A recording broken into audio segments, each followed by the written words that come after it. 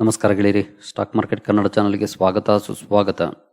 ಗೆಳೆಯರಿ, ವಿಡಿಯೋದಲ್ಲಿ ನಮ್ಮ ಮಾರ್ಕೆಟ್ನ ಒಂದು ಇಂಪಾರ್ಟೆಂಟ್ ಕಂಪನಿ ತನ್ನ Q3 ರಿಸಲ್ಟ್ ಅನ್ನ ಇವತ್ತು ಅನೌನ್ಸ್ ಮಾಡಿದೆ. ಅದರ ನಂಬರ್ಸ್ ಹೇಗಿದೆ ಅನ್ನೋದನ್ನ ಈ ವಿಡಿಯೋದಲ್ಲಿ ಓವರ್ ವ್ಯೂ ಮಾಡಿ ತಿಳ್ಕೊಳ್ಳೋ ಪ್ರಯತ್ನ ಮಾಡೋಣ.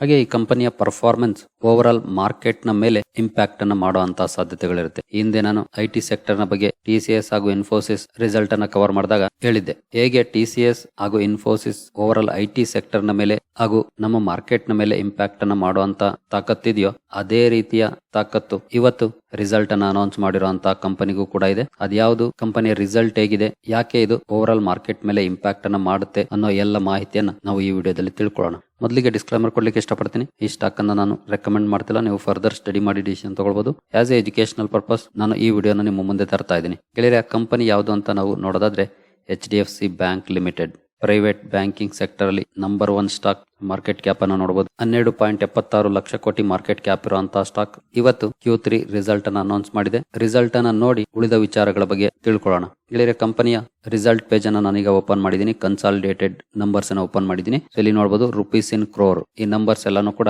ಕೋಟಿಗಳಲ್ಲಿದೆ. ಇದನ್ನ ಸ್ವಲ್ಪ ಅಡ್ಜಸ್ಟ್ ಮಾಡ್ಕೊಳ್ಳೋಣ. ಗೆಳೆಯರೆ, ಇದು ಡಿಸೆಂಬರ್ 2022, ಇದು ಸೆಪ್ಟೆಂಬರ್ 2023, ಇದು ಡಿಸೆಂಬರ್ 2023. ಇಲ್ಲಿ ನಂಬರ್ಸ್ ಅನ್ನ ನೋಡಬಹುದು. ದೊಡ್ಡ ದೊಡ್ಡ ನಂಬರ್ಸ್ ಇರುತ್ತೆ ಇಲ್ಲಿ, ಯಾಕಂದ್ರೆ ದೊಡ್ಡ ಕಂಪನಿ, ಬಿಸ್ನೆಸ್ ಕೂಡ ದೊಡ್ಡ ಮಟ್ಟದಲ್ಲೇ ಇರುತ್ತೆ. ಹಾಗಾಗಿ ನಂಬರ್ಸ್ ಕೂಡ ದೊಡ್ಡದಾಗೇ ಇರುತ್ತೆ. ನಾವು ಇವೆಲ್ಲವನ್ನು ಸೇರಿಸಿ ಟೋಟಲ್ ಇನ್ಕಮ್ ಅನ್ನ ನೋಡೋಣ.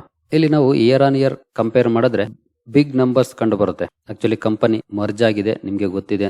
ಅದರ ಬಗ್ಗೆ HDFC limited and HDFC bank ಎರಡು ಕೂಡ ಮರ್ಜ್ ಆಗಿದೆ. ಹಾಗಾಗಿ ಇತ್ತೀಚಿನ ನಂಬರ್ಸ್ ತುಂಬಾ ದೊಡ್ಡ ನಂಬರ್ಸ್ ಇರುತ್ತೆ. ಇಂದಿನ ನಂಬರ್ಸ್ಗೂ ಈ ನಂಬರ್ಸ್ಗೂ ಕಂಪೇರ್ ಮಾಡಿದ್ರೆ 45ರಿಂದ ನೋಡಬಹುದು 78ಗೆ ಬಂದಿದೆ. ಈ ರೀತಿ ಬಿಗ್ ಡಿಫರೆನ್ಸ್ ಇರುತ್ತೆ. ಅದನ್ನ ನಾವು ಬೈಫರ್ಕೇಟ್ ಮಾಡಿ ನೋಡ್ಬೇಕಾಗುತ್ತೆ. ಹಾಗಾಗಿ ಕ್ವಾರ್ಟರ್ ಆನ್ ಕ್ವಾರ್ಟರ್ ನೋಡ್ಕೊಂಡು ಹೋಗೋಣ, ಯಾಕಂದ್ರೆ ಇದು ಮರ್ಜರ್ ಗಿಂತ ಮುಂಚಿನ ನಂಬರ್ಸ್. ಆ ಕಾರಣದಿಂದ ನಾವು ಟೋಟಲ್ ಇನ್ಕಮ್ ಅನ್ನು ನೋಡೋದಾದ್ರೆ ಇಂದಿನ ಕ್ವಾರ್ಟರ್ ಅಲ್ಲಿ ನೋಡಬಹುದು 1,07,566 ಕೋಟಿ ಇದೆ ಕಂಪನಿಯ ಇನ್ಕಮ್. ಹಾಗೆ ಈಗಿನ ಕ್ವಾರ್ಟರ್ ಅಲ್ಲಿ ನೋಡಬಹುದು 1,15,015 ಕೋಟಿ ಇದೆ. ಖಂಡಿತ ಒಳ್ಳೆ ಪ್ರಮಾಣದಲ್ಲಿ ಕಂಪನಿಯ ಇನ್ಕಮ್ ಬೆಳೆದಿದೆ. ಅದರ ನಂತರ ಎಕ್ಸ್ಪೆನ್ಸಸ್ ಬರುತ್ತೆ. ಟೋಟಲ್ ಎಕ್ಸ್ಪೆಂಡಿಚರ್ ನೋಡಬಹುದು 83,287 ಕೋಟಿ ಇತ್ತು ಇಂದಿನ ಕ್ವಾರ್ಟರ್ ಅಲ್ಲಿ. ಈಗ 89,168ಕ್ಕೆ ಬಂದಿದೆ. ಇನ್ಕಮ್ ಜಾಸ್ತಿ ಆದಾಗೆ ಎಕ್ಸ್ಪೆನ್ಸಸ್ ಕೂಡ ಜಾಸ್ತಿ ಆಗಿದೆ. ಹಾಗೆ ಅದರ ನಂತರ ಆಪರೇಷನಲ್ ಪ್ರಾಫಿಟ್ ಸಿಗುತ್ತೆ, ಅಂದ್ರೆ operating profit without any adjustments. Banking numbers ಅನ್ನ ಚೆಕ್ ಮಾಡುವಾಗ 3 ಇಂಪಾರ್ಟೆಂಟ್ ಥಿಂಗ್ ಅನ್ನ ನೀವು ಗಮನದಲ್ಲಿ ಇಟ್ಕೊಳ್ಬೇಕಾಗುತ್ತೆ. ಒಂದು ಪ್ರಾವಿಷನ್ಸ್, ಇನ್ನೊಂದು NPA, ಅದರ ನಂತರ ನೆಟ್ ಪ್ರಾಫಿಟ್. ಇಲ್ಲಿ before any adjustments, provisions and contingencies. ನೀವು ಇಲ್ಲೇ ನೋಡಬಹುದು ಆಪರೇಟಿಂಗ್ ಪ್ರಾಫಿಟ್ ಇಂದಿನ ಕ್ವಾರ್ಟರ್ ಅಲ್ಲಿ 24,279 ಕೋಟಿ ಇತ್ತು. ಈಗ 25,847 ಕೋಟಿಗೆ ಬಂದಿದೆ. ಕ್ಲಿಯರ್ ಆಗಿ ಇಯರ್ ಆನ್ ಇಯರ್ ಆಗ್ಬಹುದು, ಕ್ವಾರ್ಟರ್ ಆನ್ ಕ್ವಾರ್ಟರ್ ಆಗ್ಬಹುದು, ಒಳ್ಳೆ ನಂಬರ್ಸ್ ಅನ್ನ ಕಂಪನಿ ಪ್ರೆಸೆಂಟ್ ಮಾಡಿದೆ. ಹಾಗೆ ಅದರ ನಂತರ ಪ್ರಾವಿಷನ್ಸ್ ಬರುತ್ತೆ. ಪ್ರಾವಿಷನ್ಸ್ ತುಂಬಾನೇ ಇಂಪಾರ್ಟೆಂಟ್ ಆಗುತ್ತೆ. ಪ್ರಾವಿಷನ್ಸ್ ಅಂದ್ರೆ ಕಂಪನಿ ಕೊಟ್ಟಿರುವಂತ ಲೋನ್ ಅಲ್ಲಿ ಎಷ್ಟು ವಾಪಸ್ ಬರುವಂತ ಚಾನ್ಸಸ್ ಕಡಿಮೆ ಇದೆ. ಫಾರ್ ಎಕ್ಸಾಂಪಲ್, ನಾವು ಲೋನ್ ತಗೊಂಡು ಕಟ್ಟಿಲ್ಲ ಅಂತಂದ್ರೆ ಕಂಪನಿ ಅದನ್ನ ಪ್ರಾವಿಷನಿಂಗ್ ಮಾಡ್ಬೇಕಾಗುತ್ತೆ. ಕಂಪನಿಯ ಪ್ರಾಫಿಟ್ ಅಲ್ಲಿ ಅಷ್ಟು ಅಮೌಂಟ್ ಅನ್ನ ಎತ್ತಿಡ್ಬೇಕಾಗುತ್ತೆ. ಈ ವ್ಯಕ್ತಿ ಕಟ್ತಾರೋ ಇಲ್ವೋ ಗೊತ್ತಿಲ್ಲ, ಹಾಗಾಗಿ ನಾನು ಅದನ್ನ ಪ್ರಾವಿಷನಿಂಗ್ ಮಾಡ್ತಿದ್ದೀನಿ ಅಂತ. ಅದಕ್ಕೆ ಸರ್ಟೈನ್ ಟೈಮ್ ಇರುತ್ತೆ. ಅಷ್ಟೊಳಗಡೆ ಅವರು ಪೇ ಮಾಡಿಲ್ಲ ಅಂತಂದ್ರೆ ಅದು ಪ್ರಾವಿಷನಿಂಗ್ ತೋರಿಸಲೇಬೇಕಾಗುತ್ತೆ. ಆ ರೀತಿ ಅಂದ್ರೆ ಇಲ್ಲಿ ಪ್ರಾವಿಷನಿಂಗ್ ನೋಡಬಹುದು. ಇಂದಿನ ಕ್ವಾರ್ಟರ್ ಅಲ್ಲಿ 3,311 ಕೋಟಿ ಇತ್ತು. ಈಗ 4,603 ಕೋಟಿಗೆ ಹೋಗಿದೆ. ಅಂದ್ರೆ ಇದು ಜಾಸ್ತಿ ಆಗಿದೆ. ಇದು ಜಾಸ್ತಿ ಆಗೋದು actually negative point. Banking and financials services provide ಮಾಡುವಂತ ಕಂಪನಿಯ ನಂಬರ್ಸ್ ಅನ್ನ ಸ್ಟಡಿ ಮಾಡುವಾಗ ಈ ಪಾಯಿಂಟ್ಸ್ ಗೊತ್ತಿರಬೇಕು. ಯಾಕೆಂತಂದ್ರೆ ಕಂಪನಿಯ ನೆಟ್ ಪ್ರಾಫಿಟ್ ಅಲ್ಲಿ ಇದನ್ನ ಮೈನಸ್ ಮಾಡಬೇಕಾಗುತ್ತೆ. ಆಗ ಕಂಪನಿಯ ಲಾಭಾಂಶ ಕಡಿಮೆ ಆಗುತ್ತೆ. ಆ ಒಂದು ಕಾರಣಕ್ಕೆ ಇದು ಕಡಿಮೆ ಆದ್ರೆ ಪಾಸಿಟಿವ್ ಪಾಯಿಂಟ್, ಜಾಸ್ತಿ ಆದ್ರೆ ನೆಗೆಟಿವ್ ಪಾಯಿಂಟ್. ಇಲ್ಲಿ ಜಾಸ್ತಿ ಆಗಿದೆ, ಇದನ್ನ ನೆಗೆಟಿವ್ ಪಾಯಿಂಟ್ ಅಂತಾನೆ ಹೇಳ್ಬೋದು. ಆದ್ರೆ ಇಲ್ಲಿ ಕೆಲವೊಂದು ಅಡ್ವಾಂಟೇಜ್ ಇದೆ ಕಂಪನಿಗೆ. ಯಾಕೆಂತಂದ್ರೆ ಮರ್ಜರ್ ನ ನಂತರ ಈ ಹಿಂದಿನ ಕಂಪನಿ ಹೇಳಿತ್ತು ಒಂದ್ಸಲ ಪ್ರೀವಿಯಸ್ ಕ್ವಾರ್ಟರ್ ಅಲ್ಲಿ ಸ್ಟಾಕ್ ಕ್ರಾಶ್ ಆಗಿತ್ತು. ಅದಕ್ಕೆ ಮೇನ್ ಕಾರಣ ಇದೆ. ಮರ್ಜರ್ ನ ನಂತರ ಕಂಪನಿಯ NPA ನಲ್ಲೂ ಕೂಡ ಬದಲಾವಣೆ ಆಗಿತ್ತು. ಅದನ್ನ ಕಂಪನಿ ಮ್ಯಾನೇಜ್ಮೆಂಟ್ ಕ್ಲಿಯರ್ ಆಗಿ ಹೇಳಿತ್ತು ಕೂಡ. ಹಾಗಾಗಿ ಈಗಾಗಲೇ ಅದು ಅಡ್ಜಸ್ಟ್ ಆಗಿರುವಂತಹ ಸಾಧ್ಯತೆಗಳು ಕೂಡ ಇರುತ್ತೆ. ಅಂದ್ರೆ ಸ್ಟಾಕ್ ಪ್ರೈಸ್ ಅಲ್ಲಿ ಅಂದ್ರೆ ಅದು ಮಾರ್ಕೆಟ್ ಅಲ್ಲಿ ಆಗುವಂತದ್ದು ರಿಯಾಕ್ಷನ್ ಅಷ್ಟೇ, ಕಂಪನಿ ಮಾಡುವಂತದ್ದಲ್ಲ. ಬಟ್ ಗೊತ್ತಿಲ್ಲ ಇದಕ್ಕೆ ನಾಳೆ ಯಾವ ರೀತಿ ರೆಸ್ಪಾನ್ಸ್ ಬರುತ್ತೆ ಅಂತ. ಇದನ್ನ ಪಕ್ಕಕ್ಕಿಟ್ಟು ನೋಡಿದ್ರೆ ಕಂಪನಿ ಆಪರೇಟಿಂಗ್ ಪ್ರಾಫಿಟ್ ಅಲ್ಲಿ ಒಳ್ಳೆ ಲಾಭಾಂಶ ಕಂಡು ಬಂದಿದೆ. ಅದನ್ನ ಕ್ಲಿಯರ್ ಆಗಿ ನೋಡಬಹುದು. ಅದರ ನಂತರ ಎಕ್ಸೆಪ್ಷನ್ ಐಟಮ್ಸ್, ಯಾವುದೇ ರೀತಿಯ ಎಕ್ಸೆಪ್ಷನ್ ಐಟಮ್ಸ್ ಇಲ್ಲ. ಪ್ರಾವಿಷನ್ಸ್ ಮಾತ್ರ ಜಾಸ್ತಿ ಆಗಿದೆ. ಅದರ ನಂತರ ಟ್ಯಾಕ್ಸ್ ಎಕ್ಸ್ಪೆನ್ಸಸ್ ನ ಕಳೆದ್ಮೇಲೆ net profit for the period ನೋಡಬಹುದು. ಈ ಕಾಲಮ್ ಇಂದಿನ ಕ್ವಾರ್ಟರ್ ಅಲ್ಲಿ 16,811 ಕೋಟಿ ಇತ್ತು. ಈಗ 17,257 ಕೋಟಿಗೆ ಹೋಗಿದೆ. ಸ್ಟಿಲ್ ಕಂಪನಿ ಪ್ರಾಫಿಟ್ ಚೆನ್ನಾಗಿದೆ. ಇಷ್ಟಕ್ಕೆ ಮುಗಿತಾ. ಯೂಶಲಿ ನಾವು ಬೇರೆ ಕಂಪನಿಗಳ ರಿಸಲ್ಟ್ ಅನ್ನ ನೋಡುವಾಗ ಇಷ್ಟಕ್ಕೆ ಸ್ಟಾಪ್ ಮಾಡ್ತೀವಿ. ಬಟ್ ಇದು ಒಂದು ಬ್ಯಾಂಕಿಂಗ್ ಸ್ಟಾಕ್ ಆಗಿರೋದ್ರಿಂದ ಇಷ್ಟಕ್ಕೆ ಮುಗಿಯೋದಿಲ್ಲ. NPA ಕೂಡ ನೋಡ್ಬೇಕಾಗುತ್ತೆ ನಾವು, ಯಾಕಂದ್ರೆ ಅದು ತುಂಬಾನೇ ಇಂಪಾರ್ಟೆಂಟ್ ಆಗುತ್ತೆ ಬ್ಯಾಂಕಿಂಗ್ ಕಂಪನಿಗಳ ರಿಸಲ್ಟ್ ಅನ್ನ ನೋಡುವಾಗ. ಅದಕ್ಕೆ ಮುಂಚೆ ನಾವು EPS ಫಾರ್ಮಲ್ಲಿ ನೋಡುತ್ತೆ. ಇಲ್ಲಿ ಒಳ್ಳೆ ಪರ್ಫಾರ್ಮೆನ್ಸ್ ಕಂಡು ಬರುತ್ತೆ. 22.24ರಿಂದ 22.74ಕ್ಕೆ ಜಂಪ್ ಆಗಿದೆ. ಕ್ಲಿಯರ್ ನೀವು ಇಲ್ಲಿ ನೋಡಬಹುದು ಗ್ರಾಸ್ NPA 31,577ರಿಂದ 31,011ಕ್ಕೆ ಇಳಿದಿದೆ. ಅದನ್ನ ಪರ್ಸೆಂಟೇಜ್ ಟರ್ಮ್ ಅಲ್ಲೂ ಕೂಡ ನೋಡಬಹುದು 1.34% ಇಂದ 1.26ಗೆ ಇಳಿದಿದೆ. ಸೊ ಇದು ಪಾಸಿಟಿವ್ ಪಾಯಿಂಟ್ ಅಂತಾನೆ ನಾವು ಕನ್ಸಿಡರ್ ಮಾಡಬಹುದು. ಹಾಗೆ ನೆಟ್ NPA ಕೂಡ ನೋಡಬಹುದು. ಸೊ ಇಲ್ಲೂ ಕೂಡ 0.35 ಇಂದ 0.31ಗೆ ಇಳಿದಿದೆ. ಸೊ NPA ವೈಸ್ ಪರ್ಫಾರ್ಮೆನ್ಸ್ ಚೆನ್ನಾಗಿದೆ, ಆದ್ರೆ ಪ್ರಾವಿಷನಿಂಗ್ ಸ್ವಲ್ಪ ಜಾಸ್ತಿ ಆಗಿದೆ. ಅದೊಂದು ನೆಗೆಟಿವ್ ಪಾಯಿಂಟ್ ಅಂತಾನೆ ಹೇಳ್ಬೋದು. ಬಟ್ ಈಗಾಗಲೇ ಅದಕ್ಕೆ ಮಾರ್ಕೆಟ್ ರೆಸ್ಪಾಂಡ್ ಮಾಡಿದೆ ಈ ಹಿಂದೆ. ಸೊ ನಾಳೆ ಅದು ನೆಗೆಟಿವ್ ಇಂಪ್ಯಾಕ್ಟ್ ಮಾಡುತ್ತಾ ಇಲ್ವಾ ಅನ್ನೋದನ್ನ ನೋಡ್ಬೇಕಾಗಿದೆ. ಹಾಗೆ ನಾವು ಕಂಪನಿಯ ಸೆಗ್ಮೆಂಟ್ ವೈಸ್ ರೆವೆನ್ಯೂ ಒಂದ್ಸಲ ನೋಡೋದಾದ್ರೆ ಟ್ರೆಜರಿನಲ್ಲಿ ನೋಡಬಹುದು ಸ್ವಲ್ಪ ಡೌನ್ ಫಾಲ್ ಕಂಡು ಬಂದಿದೆ. 15,897ರಿಂದ 14,664ಕ್ಕೆ ಡೌನ್ ಆಗಿದೆ. ರಿಟೇಲ್ ಬ್ಯಾಂಕಿಂಗ್ ಅಲ್ಲಿ ಆಸ್ ಯೂಶುವಲ್ ಜಂಪ್ ಕಂಡು ಬಂದಿದೆ. ಸೊ ಕಂಪನಿ ಜಾಸ್ತಿ ಕಾನ್ಸಂಟ್ರೇಟ್ ಮಾಡೋದೇ ರಿಟೇಲ್ ಬ್ಯಾಂಕಿಂಗ್ ಗೆ ನೋಡಬಹುದು. 60,859 ಕೋಟಿ ಈಗ 64,774 ಕೋಟಿಗೆ ಹೋಗಿದೆ. ಸೊ ಒಳ್ಳೆ ಪರ್ಫಾರ್ಮೆನ್ಸ್ ರಿಟೇಲ್ ಬ್ಯಾಂಕಿಂಗ್ ಅಲ್ಲಿ ಕಂಡು ಬಂದಿದೆ. ಸೊ ಇವುಗಳ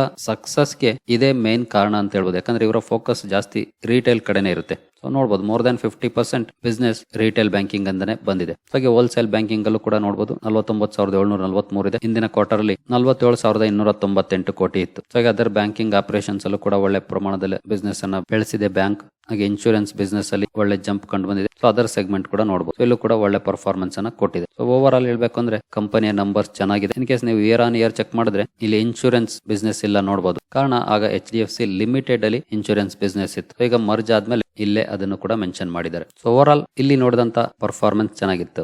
ಆದ್ರೆ ಮಾರ್ಕೆಟ್ ಎಕ್ಸ್ಪೆಕ್ಟೇಷನ್ ಎಷ್ಟಿತ್ತು ಅದನ್ನ ನೋಡೋದು ತುಂಬಾನೇ ಇಂಪಾರ್ಟೆಂಟ್ ಆಗುತ್ತೆ. ಯೂಶಲಿ ರೆಸ್ಪಾನ್ಸ್ ಬರೋದೇ ಅದರಿಂದ. ನನಗೆ ET ನೌನ ಎಕ್ಸ್ಪೆಕ್ಟೇಷನ್ ಎಷ್ಟಿತ್ತು ಅನ್ನೋದನ್ನ ಓಪನ್ ಮಾಡಿದೀನಿ. ಸೊ ನೋಡಬಹುದು ಪ್ಯಾಟ್ ಕಂಪನಿ ರಿಪೋರ್ಟ್ ಮಾಡಿರುವಂತದ್ದು 16,372 ಕೋಟಿ. ET ನೌ ಪೋಲ್ ಎಕ್ಸ್ಪೆಕ್ಟೇಷನ್ ಇದ್ದಿದ್ದು 15,846 ಕೋಟಿ. ಸೊ ಕ್ಲಿಯರ್ ಆಗಿ ಪ್ಯಾಟ್ ಅಲ್ಲಂತೂ ಕಂಪನಿ ಬೀಟ್ ಮಾಡಿದೆ ಎಸ್ಟಿಮೇಷನ್ಸ್ ಅನ್ನ. ಇದು ಒಬ್ಬೊಬ್ಬರ ಎಸ್ಟಿಮೇಷನ್ಸ್ ಒಂಥರ ಇರುತ್ತೆ, ಬಟ್ ಅಲ್ಲೇ ಸ್ವಲ್ಪ ಹೆಚ್ಚು ಕಡಿಮೆ ಇರುತ್ತೆ, ತುಂಬಾ ಡಿಫರೆನ್ಸ್ ಇರೋದಿಲ್ಲ. ಸೊ PPOP ನಲ್ಲಿ 23,647 ಕೋಟಿ ಕಂಪನಿ ರಿಪೋರ್ಟ್ ಮಾಡಿದೆ. ET ನೌ ಎಸ್ಟಿಮೇಷನ್ಸ್ ಇತ್ತು 23,807 ಕೋಟಿ. ಸೊ ಇಲ್ಲಿ ಸ್ವಲ್ಪ ಪ್ರಮಾಣದ ಡೌನ್ ಫಾಲ್ ಕಂಡು ಬಂದಿದೆ, ಕಂಪನಿಗೆ ಬೀಟ್ ಮಾಡ್ಲಿಕ್ಕೆ ಆಗಿಲ್ಲ. ಹಾಗೆ NIA ಅಲ್ಲಿ 28,471 ಕೋಟಿ ಕಂಪನಿ ರಿಪೋರ್ಟ್ ಮಾಡಿದೆ. ಎಸ್ಟಿಮೇಷನ್ಸ್ 29,067 ಕೋಟಿ ಇತ್ತು. ಸೊ ಇಲ್ಲೂ ಕೂಡ ಬೀಟ್ ಮಾಡ್ಲಿಕ್ಕೆ ಆಗಿಲ್ಲ. ಗ್ರಾಸ್ NPA ಡೌನ್ ಫಾಲ್ ಇದೆ, ನಾವೀಗ ತಾನೇ ನೋಡಿದ್ವಿ.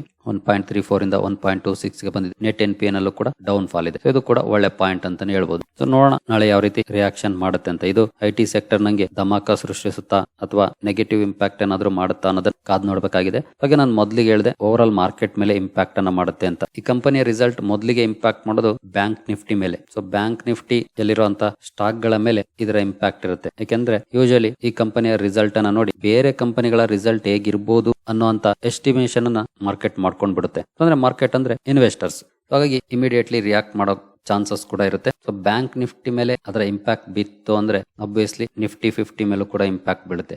ಯಾಕಂದ್ರೆ ನೀವು HDFC ಬ್ಯಾಂಕ್ ನ ವೈಟೇಜ್ ಅನ್ನ ನೋಡಬಹುದು, ಅದು 3.5% ನಿಫ್ಟಿ 50 ಅಲ್ಲಿ ವೈಟೇಜ್ ಇದೆ. ಹಾಗೆ ಬ್ಯಾಂಕಿಂಗ್ ಅಂಡ್ ಫೈನಾನ್ಷಿಯಲ್ ಸರ್ವಿಸಸ್ ನೀವು ಇಲ್ಲಿ ನೋಡಬಹುದು 35% ವೈಟೇಜ್ ಇದೆ. ಸೊ ಹೈಯೆಸ್ಟ್ ವೈಟೇಜ್ ಇರುವಂತಹ ಸೆಕ್ಟರ್. ಇದರಲ್ಲಿ ಪಾಸಿಟಿವ್ ಪರ್ಫಾರ್ಮೆನ್ಸ್ ಬರಲಿ ನೆಗೆಟಿವ್ ಪರ್ಫಾರ್ಮೆನ್ಸ್ ಬರಲಿ ಕ್ಲಿಯರ್ ಆಗಿ ನಿಫ್ಟಿ 50 ಮೇಲೆ ಇಂಪ್ಯಾಕ್ಟ್ ಅನ್ನ ಮಾಡುತ್ತೆ. ಸೊ ಹಾಗಾಗಿ ಓವರ್ ಆಲ್ ಮಾರ್ಕೆಟ್ ನ ಮೇಲೆ ನಾಳೆ ಕಣ್ಣಿರುತ್ತೆ, ನೋಡೋಣ ಯಾವ ರೀತಿ ಪರ್ಫಾರ್ಮೆನ್ಸ್ ಬರುತ್ತೆ ಅಂತ. ಓವರ್ ಆಲ್ ನಂಬರ್ಸ್ ಅನ್ನ ನೋಡಿದ್ರೆ ನನ್ನ personal opinion may be positive impact ಇರಬಹುದು ಅನಿಸ್ತಿದೆ. ಬಿಕಾಸ್ ಕಂಪನಿಯ ನೆಟ್ ಪ್ರಾಫಿಟ್ ಒಳ್ಳೆ ಪ್ರಮಾಣದಲ್ಲಿ ಬೆಳೆದಿದೆ, NPA ಡೌನ್ ಆಗಿದೆ. ಹಾಗಾಗಿ ಕೆಲವು ನೆಗೆಟಿವ್ ಪಾಯಿಂಟ್ ಗಳು ಕೂಡ ಇದಾವೆ. ಕೆಲವೊಂದ್ ಕಡೆ ಎಸ್ಟಿಮೇಷನ್ಸ್ ಅನ್ನ ಬೀಟ್ ಮಾಡ್ಲಿಕ್ಕೆ ಆಗಿಲ್ಲ. ಹಾಗೆ ಪ್ರಾವಿಷನಿಂಗ್ ಸ್ವಲ್ಪ ಜಾಸ್ತಿ ಆಗಿದೆ. ಈ ಎರಡು ನೆಗೆಟಿವ್ ಪಾಯಿಂಟ್ಸ್ ಕೂಡ ಇದಾವೆ. ಬಟ್ ನೋಡೋಣ ನಾಳೆ 9:15ಗೆ ನಮಗೆ ಕ್ಲಿಯರ್ ಪಿಕ್ಚರ್ ಸಿಗುತ್ತೆ ಯಾವ ರೀತಿ ರಿಯಾಕ್ಷನ್ ಬರುತ್ತೆ ಅಂತ. ಏನಾದ್ರೂ IT ಸೆಕ್ಟರ್ ಅಲ್ಲಿ ಬಂದಂತ ರಿಯಾಕ್ಷನ್ ಇಲ್ಲೂ ಬಂದ್ರೆ ಸೊ ನಾಳೆ ನಮ್ಮ ಮಾರ್ಕೆಟ್ ಅಲ್ಲೂ ಕೂಡ ಒಳ್ಳೆ ಪರ್ಫಾರ್ಮೆನ್ಸ್ ಅನ್ನ ನಾವು ಎಕ್ಸ್ಪೆಕ್ಟ್ ಮಾಡಬಹುದು. ಹಾಗೆ ಕಂಪನಿಯ ರಿಟರ್ನ್ಸ್ ಅನ್ನ ಒಂದ್ಸಲ ನೋಡೋದಾದ್ರೆ 6 ಮಂತ್ಸ್ ಅಲ್ಲಿ ಫ್ಲಾಟ್ ಪರ್ಫಾರ್ಮೆನ್ಸ್ ಇದೆ. 1 ಇಯರ್ ಪರ್ಫಾರ್ಮೆನ್ಸ್ ಕೂಡ ಆಲ್ಮೋಸ್ಟ್ ಫ್ಲಾಟ್ ಅಂತಾನೆ ಹೇಳ್ಬೋದು. 4% ಏನಂತ ಗ್ರೇಟ್ ರಿಟರ್ನ್ಸ್ ಅಲ್ಲ. 5 ಇಯರ್ಸ್ ಅಲ್ಲಿ 57%, ಸ್ವಲ್ಪ ಅಂಡರ್ ಪರ್ಫಾರ್ಮ್ ಮಾಡಿದೆ ಬ್ಯಾಂಕ್. ಬಟ್ ಇವತ್ತಲ್ಲ ನಾಳೆ ಒಳ್ಳೆ ಪರ್ಫಾರ್ಮೆನ್ಸ್ ಈ ಬ್ಯಾಂಕ್ ಅಲ್ಲಿ ಬರುತ್ತೆ. ಸೊ ಆ ದಿನಗಳಿಗೋಸ್ಕರ ನಾನಂತೂ ವೆಯ್ಟ್ ಮಾಡ್ತಾ ಇದ್ದೀನಿ. ಯಾಕಂದ್ರೆ ಮ್ಯಾಕ್ಸಿಮಮ್ ಪರ್ಫಾರ್ಮೆನ್ಸ್ ಅನ್ನು ನೋಡಬಹುದು, ಎಷ್ಟು ಕನ್ಸಿಸ್ಟೆಂಟ್ ಆಗಿ ಕಂಪನಿ ಪರ್ಫಾರ್ಮ್ ಮಾಡ್ಕೊಂಡು ಬಂದಿದೆ ಅಂತ. ಸೊ ಈಗ ಲಾಸ್ಟ್ 4-5 ಇಯರ್ಸ್ ಸ್ವಲ್ಪ ಅಂಡರ್ ಪರ್ಫಾರ್ಮ್ ಮಾಡಿದೆ. ಬಟ್ ಬಿಸ್ನೆಸ್ ವೈಸ್ ಏನು ಅಂಡರ್ ಪರ್ಫಾರ್ಮೆನ್ಸ್ ಇಲ್ಲ. ಬಿಸ್ನೆಸ್ ಅದೇ ಪ್ರಮಾಣದಲ್ಲಿ ಬೆಳೀತಾ ಇದೆ. ಸ್ಟಾಕ್ ಪ್ರೈಸ್ ಅಲ್ಲಿ ಮಾತ್ರ ಅಂಡರ್ ಪರ್ಫಾರ್ಮೆನ್ಸ್ ಬಂದಿರೋದು. ಇವತ್ತಲ್ಲ ನಾಳೆ ಒಳ್ಳೆ ಪರ್ಫಾರ್ಮೆನ್ಸ್ ಈ ಸ್ಟಾಕ್ ಅಲ್ಲೂ ಬರುತ್ತೆ, ನೋಡೋಣ. ಯಾಕಂದ್ರೆ ಹಲವಾರು ಕಂಪನಿಗಳನ್ನ ನೋಡಿದೀವಿ. ಇವನ್ ಬೆಸ್ಟ್ ಎಕ್ಸಾಂಪಲ್ ಅಂತಂದ್ರೆ L&T. L&T ನಲ್ಲೂ ಕೂಡ 5 ಇಯರ್ಸ್ ಪರ್ಫಾರ್ಮೆನ್ಸ್ ಅನ್ನ ನೀವು 21 ವರೆಗೂ ನೋಡಿದ್ರೆ 50, 60, 70% ಇತ್ತು. ಈಗ ನೋಡಿ ಮೋರ್ ದನ್ 100% ಆಗಿದೆ. ಇವನ್ ITC ನಲ್ಲಿ ಅಲ್ಲೂ ಕೂಡ ಅದೇ ರೀತಿ ಪರ್ಫಾರ್ಮೆನ್ಸ್ ಇತ್ತು. ಈಗ ಹಾಗೆ ಒಂದು ಬೆಸ್ಟ್ ಇಯರ್, ಆ ಬೆಸ್ಟ್ ಇಯರ್ಗೋಸ್ಕರ ಈ ಬ್ಯಾಂಕ್ ಕಾಯ್ತಿದೆ. ಆಗ ಎಲ್ಲ ಬದಲಾಗುತ್ತೆ. ಎಲ್ಲರೂ ಕೂಡ ಆಗ HDFC ಬ್ಯಾಂಕ್ ಬಗ್ಗೆ ಡಿಸ್ಕಸ್ ಮಾಡ್ತಾರೆ. ಸೊ ಈಗ ಯಾರು ಡಿಸ್ಕಸ್ ಮಾಡೋದಿಲ್ಲ. ಇದ್ಯಾವ ಬ್ಯಾಂಕ್ 5 years ಅಲ್ಲಿ ಬರೀ 50% ರಿಟರ್ನ್ಸ್ ಅಂತ ಇಗ್ನೋರ್ ಮಾಡ್ತಾರೆ. But best company best returns ಅನ್ನ ಕೊಡುತ್ತೆ. ಬೆಸ್ಟ್ ಟೈಮ್ ಬರಬೇಕು ಅಷ್ಟೇ. ಸೊ ಆ ಟೈಮ್ಗೋಸ್ಕರ ಮಾರ್ಕೆಟ್ ಕೂಡ ಕಾಯ್ತಿದೆ. ನೋಡೋಣ ಯಾವತ್ ಬರುತ್ತೆ ಆ ಬೆಸ್ಟ್ ಟೈಮ್ ಅಂತ. ಬಟ್ ಇವತ್ತಲ್ಲ ನಾಳೆ ಬರುತ್ತೆ, ಅದಂತೂ ಗ್ಯಾರಂಟಿ. ಆದ್ರೆ ಯಾವಾಗ ಬರುತ್ತೆ ಅದು ಗೊತ್ತಿಲ್ಲ. ಸರಿಗಳೇ, ಈ ವಿಡಿಯೋ ನಿಮ್ಗೆ ಇಷ್ಟ ಆಗಿದೆ ಅಂದ್ಕೊಳ್ತೀನಿ. ಮುಂದಿನ ವಿಡಿಯೋದಲ್ಲಿ ಸಿಗೋಣ. ಅಲ್ಲಿವರೆಗೂ ಜೈ ಹಿಂದ್, ಜೈ ಕರ್ನಾಟಕ.